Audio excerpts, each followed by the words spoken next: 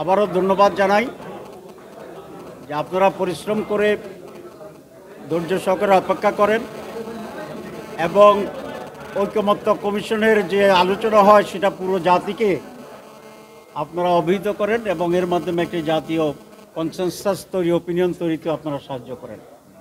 আমি মনে করি এটা একটা অত্যন্ত গুরুত্বপূর্ণ একটি কাজ এবং একটি অত্যন্ত পবিত্র কাজ। আমি সেজন্য ধন্যবাদ জানাচ্ছি। আজকে কিছুটা সুখবর আছে সকালবেলায়, কারণ প্রত্যেকদিন তো আমরা আধা আধা কথা বলতে পারি, কিন্তু আজকে একটা বিষয়ে আমরা প্রায় ঐকমত্যে পৌঁছেছি। সেটা হচ্ছে আজকে যে কয়েকটি বিষয়ে আলোচনার জন্য রাখা হয়েছে, তারপরে এক নম্বর ছিল ডিলিমিটেশন। আমাদের কনস্টিটিউন্সিগুলোতে সীমানা নির্ধারণের যে আইনটি, এটা আমাদের সংবিধানের 119-এ এ ব্যাপারে উল্লেখ করা হয়েছে এবং এখানে ক ক গ গ আর অনেকগুলো সাবসেকশন এখানে আছে। মৌলিক যে বিষয়টা আজকে হয়েছে সেটা হচ্ছে ডিলিমিটেশনের জন্য আগে নির্বাচন কমিশনেই একান্তভাবে এই কাজটি করত। এখানে স্বচ্ছতার জন্যে একটু পরিবর্তন আসছে, যে একটা স্পেশালাইজড কমিটি হবে, সেই কমিটি নির্বাচন কমিশনকে সহযোগিতা করবে, সুপারিশ করবে। এটাকে দুই ভাগে ভাগ করা হয়েছে। প্রথম হচ্ছে এইবার যে নির্বাচনটি হবে, ইমিডিয়েট যে ইলেকশন, ত্রয়োদশ ইলেকশন, এই ইলেকশনের জন্য আমাদের বা কমিশনের প্রস্তাবনা ছিল যে একটা বিশেষজ্ঞ কমিটি করবে ইলেকশন কমিশনের আওতায়, অধীনে। যেহেতু সময় কম, সেখানে এর ভিতরে ভিন্ন কোনো চিন্তা করার সুবিধা নেই, সেই জন্য ত্রয়োদশ নির্বাচনে একটি বিশেষজ্ঞ কমিটি নির্বাচন কমিশন নিজেই গঠন করবে এবং তাদের সুপারিশ ক্রমেই তারা ডিলিমিটেশনটি করবে। আপনারা জানেন যে বিগত 15 বছরে বহু কনস্টিটিউন্সিকে তছনছ করে দেওয়া হয়েছিল এবং শুধুমাত্র কিছু ব্যক্তির নির্বাচনের সুবিধা করার জন্য। আওয়ামী লীগের পিরিয়ডে এরকম বহু পরিবর্তন হয়েছে। আবার আওয়ামী লীগের পক্ষ থেকেই অনেকে এটার বিরুদ্ধে আপিল করেছিলেন, মানে যে যার সুবিধা মতো করে ফেলেছিল।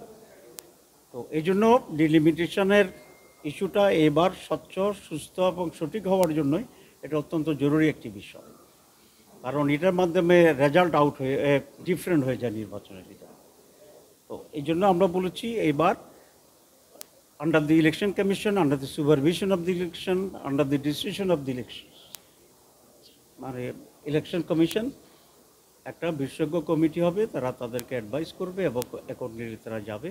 এবং আপনারা জানেন যে ডিলিমিটেশনের জন্য অনেকগুলো এক্সপার্ট কাজ করতে হয়, জরিপের কাজ যারা এক্সপার্ট তাদের করতে হয়, তারপরে ভৌগোলিক অঞ্চলকে কীভাবে অ্যাডজাস্ট করবো সেই জন্য এক্সপার্টের প্রয়োজন হয়, ভোটের আনুপাতিক দিকগুলো আছে সেগুলোর উপর এক্সপার্ট লোক লাগে।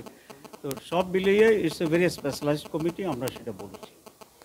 আর স্থায়ীভাবে আমরা আরেকটা বিষয় ঐকমত্য হয়েছি যে সংবিধানে একটা বিশেষজ্ঞ কমিটির ব্যাপারে এটা উল্লেখ থাকবে যে আদমশুমারি যেটা করে আমাদের দেশে আর অলমোস্ট আফটার 10 ইয়ার্স, তো এরকম আদমশুমারির পরেই ডিলিমিটেশনের জন্য একটা বিশেষজ্ঞ কমিটি থাকবে, যেটা একটা সাংবিধানিক কমিটি হিসাবে কাজ করবে, সংবিধানটা অন্তর্ভুক্ত থাকবে এবং এই কমিটি স্বাধীন হবে এবং বিশেষজ্ঞদের দ্বারা এটা গঠিত হবে।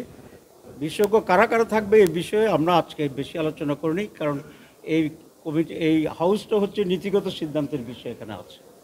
তো এটা খুবই একটা ইম্পর্ট্যান্ট ডিসিশন আজকে আমরা নিয়েছি পার্মানেন্টলি, যে আদমশুমারির পরেই ডিলিমিটেশন হয় এবং সেই জন্য এটা নির্বাচন কমিশনের বাইরে ইন্ডিপেন্ডেন্ট একটি কমিটি গঠন করা হবে।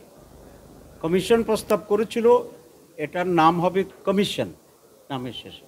এ নিয়ে অনেকে আপত্তি করেছেন, তো সেক্ষেত্রে এটা কমিটি, কমিশনের জায়গায় শব্দটা কমিটি দিয়েই আমরা সকলে ঐকমত্য হয়েছিলাম। এখানে জামাত ইসলামী বাংলাদেশ কমিশনের যে প্রস্তাব ছিল সাংবিধানিক কমিটি এবং কমিশন, এটাতে আমরা একমত ছিলাম, কিন্তু বিএনপির পক্ষ থেকে এটাকে সংবিধানের সংযোজন করার ব্যাপারে তারা দ্বিমত পোষণ করেছিল।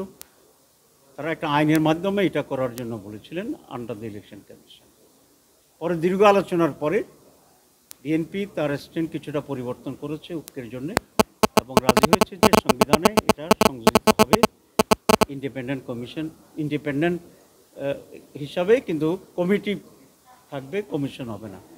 আমরা এখানে একটু কম্প্রোমাইজ করেছি যে এটা আমরা যে কমিশন বলেছিলাম, আমরা বলেছি তবু এটা সংবিধানে থাকুক এবং একটু ঐক্যমত্য হোক। এই জন্য আমরা কমিশনের জায়গায় আমরা কমিটিকে